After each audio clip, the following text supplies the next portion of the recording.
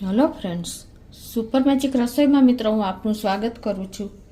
આજે હું ટ્રીક અને ટીપનો વિડીયો તમારી સાથે શેર કરું છું, તો તમને ચોક્કસ ઉપયોગી થશે। ગમે તો લાઈક કરજો, શેર કરજો અને સબસ્ક્રાઈબ કરવાનું તો ભૂલતા જ નહીં। અને મિત્રો બાજુમાં રહેલું બેલ આઇકનને પણ પ્રેસ કરજો, જેથી કરીને લેટેસ્ટ વિડીયોની માહિતી તમને મળતી રહે।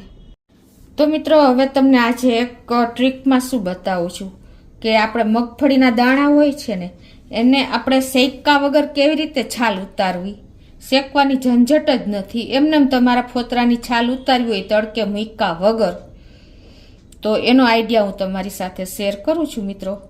તો એના માટે તમારે શું કરવાનું કે જે આપણે દાણા હોય ને એને ફ્રીઝરમાં મૂકી દેવાના, એક બેગમાં ભરીને કે ડબ્બામાં ભરીને અને તમારે ફ્રીઝરમાં મૂકી દેવાના।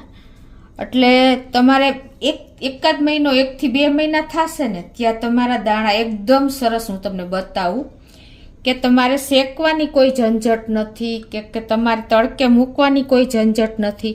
આપણે ઘણી વખત છાલ ઉતારેલા દાણાનો ઉપયોગ કરીએ છીએ સિંગ પાક બનાવવામાં કે કાંઈ પણ આપણે શેમાં એડ કરવું હોય, ચટણી બનાવવામાં। તો આ બધામાં જ આપણે ઘણી વખત આપણે ચેવડો બનાવીએ છીએ ત્યારે પણ છાલ ઉતારેલા દાણાનો જ ઉપયોગ કરીએ છીએ।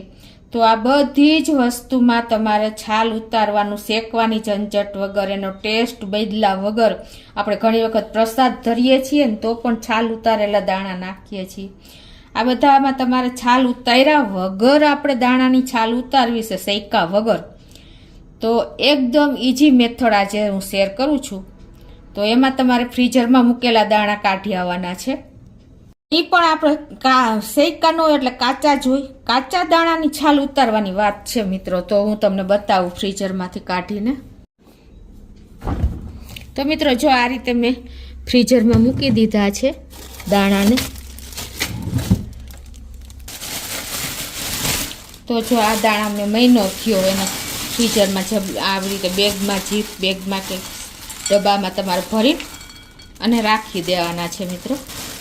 હવે તમારે આ કાચા જ દાણા છે, આપણે આને નથી તડકે મૂકેલા કે નથી કોઈ જાતની ઝંઝટ મિત્રો।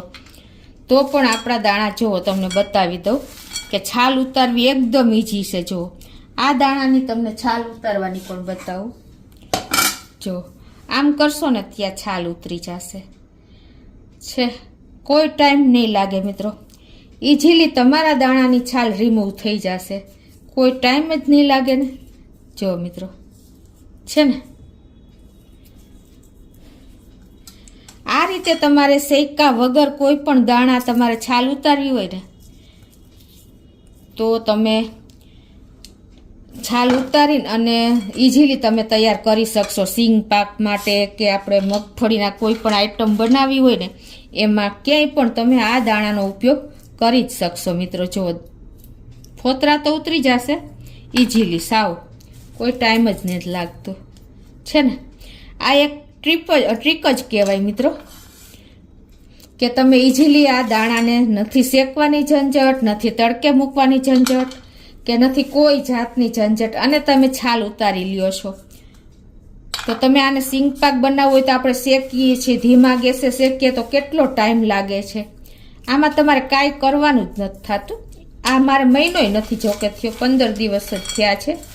તો પણ તમને દાણાની કન્સિસ્ટન્સી બતાવું છું, ઇઝીલી ફોતરા રિમૂવ થઈ જાય છે। તો આ રીતે જો ઇઝીલી આપણે કાચા દાણાની છાલ ઉતરી જાય છે મિત્રો, કોઈ જાતની ઝંઝટ કર્યા વગર। એટલે તમે એક વખત આ રીતે ટ્રાય કરજો મિત્રો કે તમારે શેકવાનો ટાઈમ ન હોય અને ઇન્સ્ટન્ટ તમારે છાલ ઉતારેલા દાણા જોતા હોય તો તમે આ રીતે ફ્રીઝરમાં, આપણે આમેય દાણા બગડવાના ડરે ફ્રીઝરમાં મૂકી જ દઈએ છીએ બેગમાં ભરીને કે ડબ્બામાં ભરીને।